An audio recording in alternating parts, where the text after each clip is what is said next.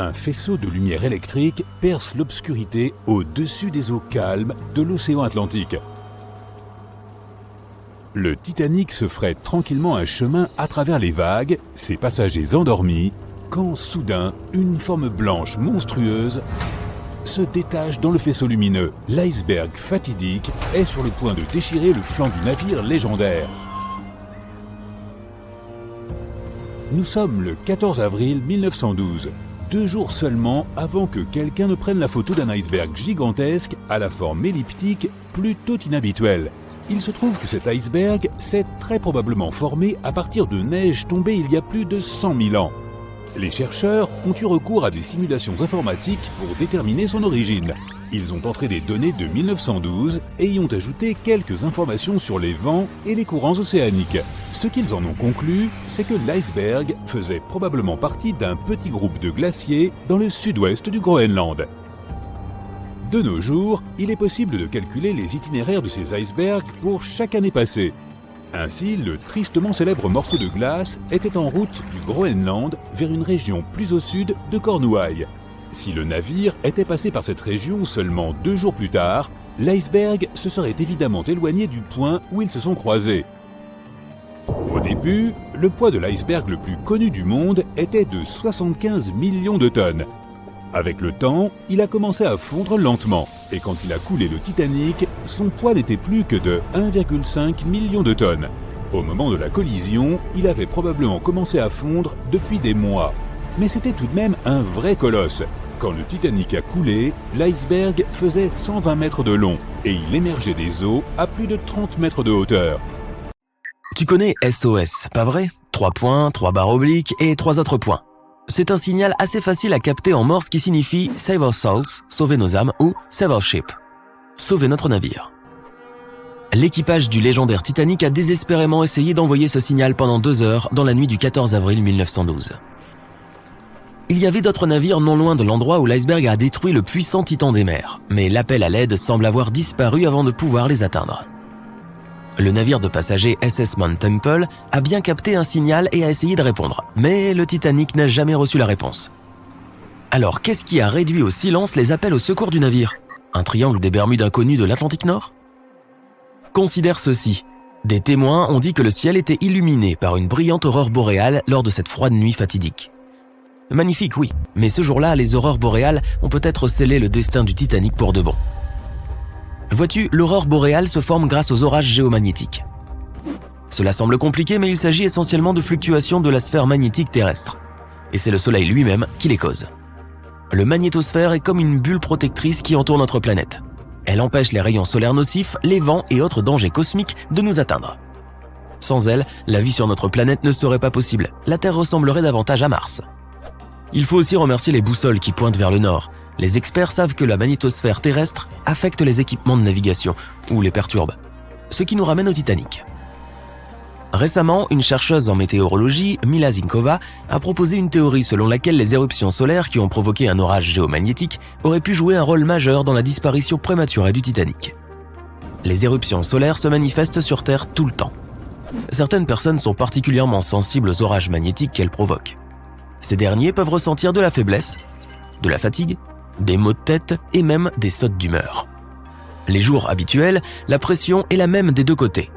La magnétosphère bloque toutes les mauvaises choses et nous sommes tous heureux. Mais parfois des explosions se produisent sur le Soleil. Elles peuvent être massives de la taille de la Terre. Ces éruptions projettent une vague de particules chargées qui entrent en collision avec la magnétosphère à une vitesse élevée. Notre bulle protectrice se met alors en défense. Elle se rétrécit, se déforme et pousse ces particules vers les pôles. Cela crée des lumières brillantes qui dansent dans le ciel. Dans le nord, nous connaissons ces lumières sous le nom d'aurore boréale. Dans le sud, aurore australe ou les lumières du sud. Lorsque la magnétosphère pousse ces particules solaires et cosmiques vers les pôles, elle entre en collision avec des molécules de différents gaz. C'est pourquoi tu as cette gamme de couleurs. Par exemple, l'oxygène peut être vert ou rouge selon la distance, et l'azote est bleu ou violet. Ce que plusieurs personnes, y compris le second officier du navire de sauvetage Carpathia, ont vu cette nuit-là, était exactement ce phénomène. L'officier l'a noté dans le journal de bord avant de recevoir l'appel de détresse du Titanic. Mais attends, je vais un peu trop vite. Les aurores sont d'un signe visible d'un orage géomagnétique. Maintenant, parlons des équipements de navigation. Cela s'applique aux satellites et aux appareils de radiofréquence. Rappelons-nous qu'à l'époque du Titanic, il n'y avait pas d'iPhone. Du coup, le citoyen moyen ne pouvait pas remarquer que ces gadgets se déréglaient. Mais les appareils de navigation et le télégraphe sans fil existaient et étaient activement utilisés.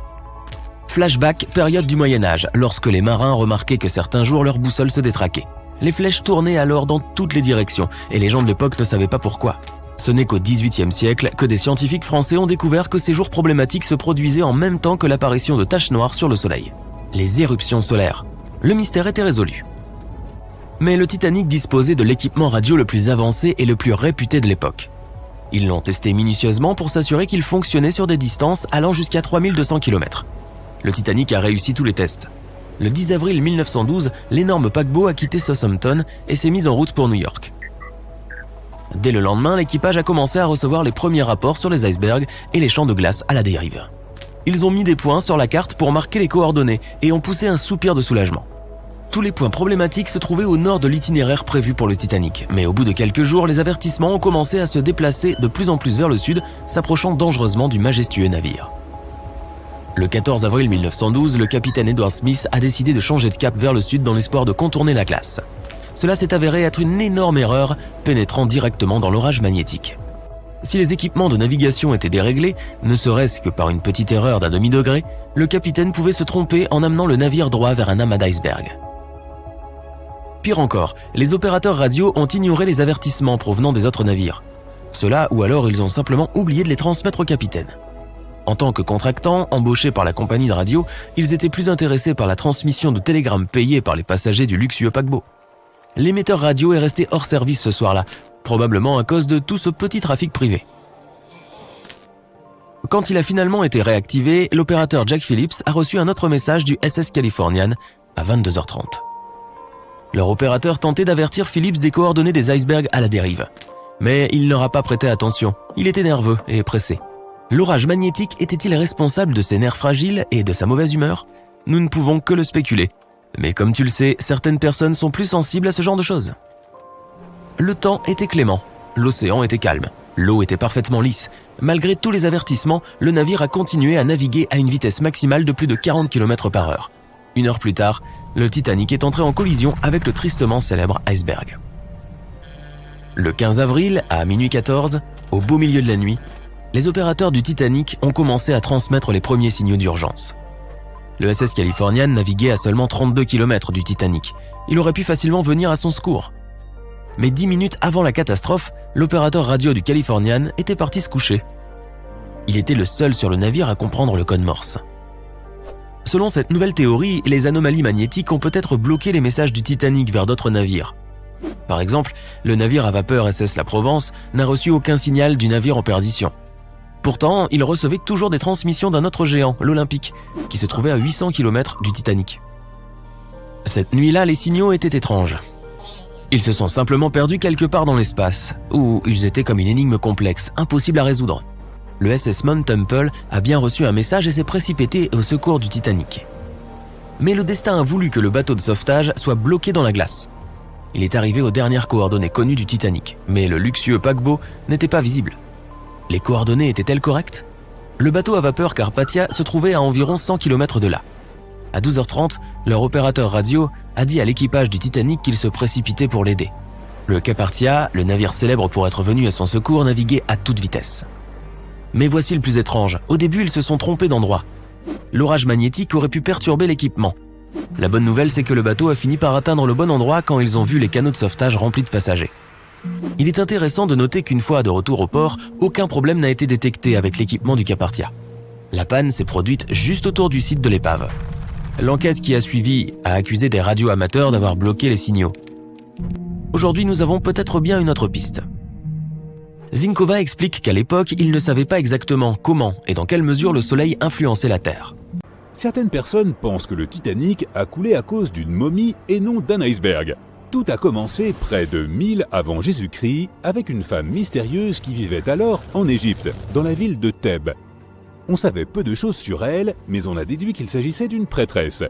Sa momie avait été placée dans un sarcophage de bois et recouverte d'un lourd couvercle orné de son visage et de quelques inscriptions mystiques. L'emplacement de sa tombe était resté secret jusqu'à la première moitié du 19e siècle, lorsqu'un groupe d'habitants est tombé dessus par hasard, mettant fin à des millénaires de tranquillité.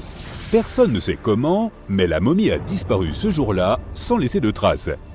Quelques décennies plus tard, un groupe de riches amis anglais qui s'étaient rendus en Égypte a retrouvé le fameux sarcophage de cette momie, dont les yeux sombres semblaient contempler l'éternité.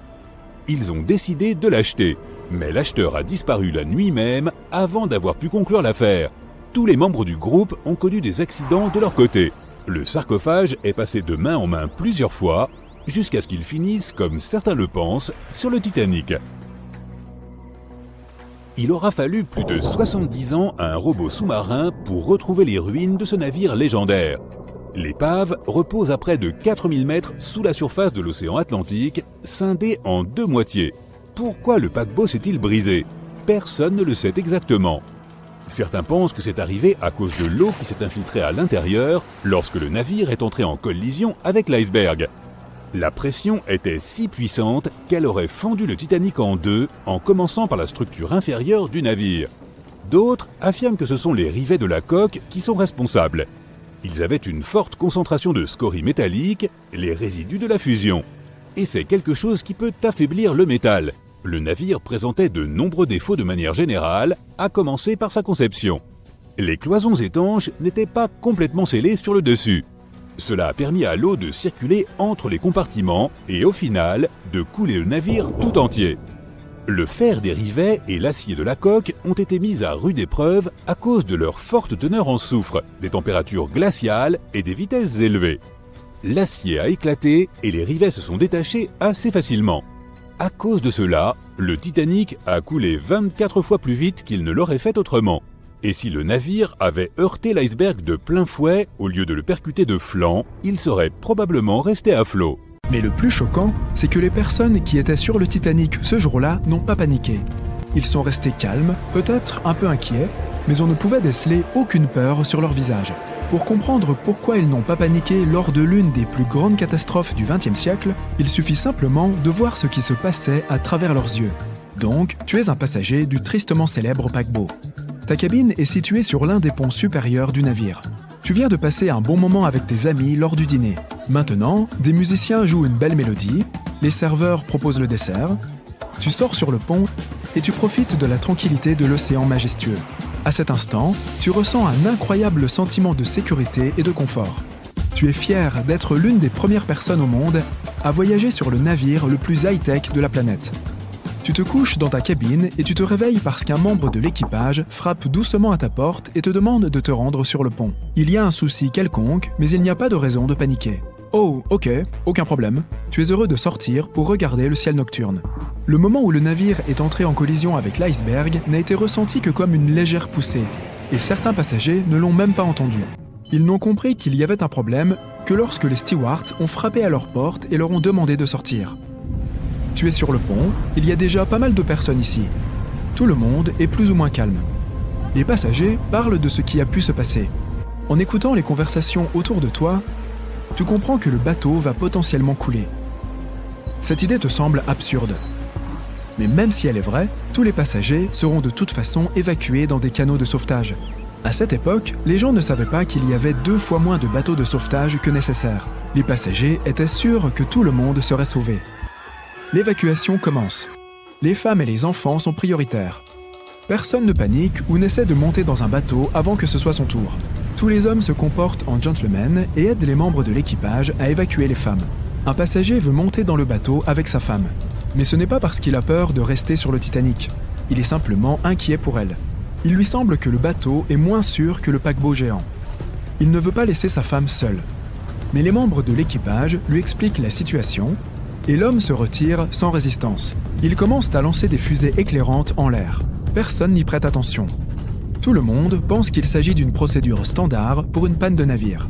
S'il y avait eu beaucoup de voyageurs expérimentés à bord, ils auraient compris que les fusées éclairantes ont été tirées parce que le navire était en détresse. Les gens auraient alors peut-être commencé à paniquer. Mais la plupart des passagers ne l'ont tout simplement pas remarqué. Les bateaux sont descendus un par un. Les gens surveillent l'évacuation, attendant patiemment leur tour. Il n'y a pas de bousculade ou d'attroupement. Personne ne crie. Les actions de l'équipage aident les passagers à rester calmes. Ils minimisent délibérément la gravité de la situation pour éviter la panique. Quelqu'un dit que les bateaux sont mis à l'eau par simple précaution. De plus, les membres de l'équipage affirment qu'un navire de sauvetage se dirige vers le Titanic et se trouve à quelques kilomètres seulement. Certains passagers disent qu'ils voient les lumières d'un autre navire. Les personnes qui sont déjà assises dans les bateaux veulent rester plus près du Titanic, car, de cette façon, elles se sentent plus en sécurité.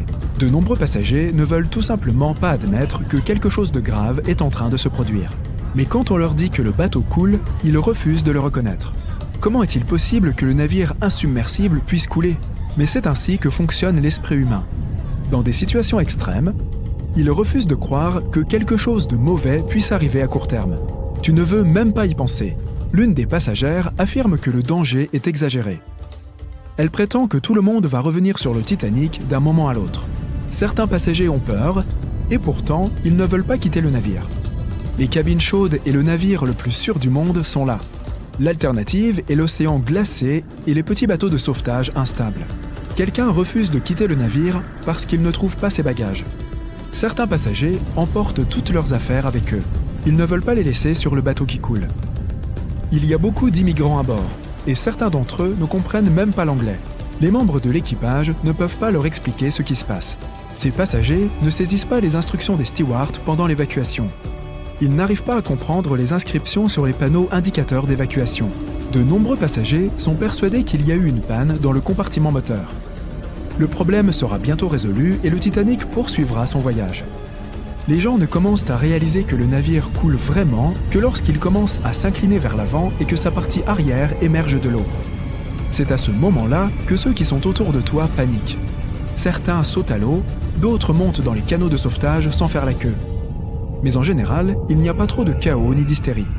Et ce, bien qu'il y ait environ 1500 personnes sur le navire. Les scientifiques affirment que quelques personnes n'ont jamais quitté leur cabine. Ces gens-là refusaient de laisser leurs affaires derrière eux et ne croyaient pas que quelque chose de grave était arrivé. Pendant l'évacuation, l'orchestre continue de jouer. Cela aide les gens à garder leur calme. Ils entendent de la musique et il leur semble que tout ira bien. La musique se poursuit sur le Titanic presque jusqu'à la fin. Vers 2h05 du matin, l'équipage descend le dernier bateau transportant des passagers. 15 minutes plus tard, le navire est immergé.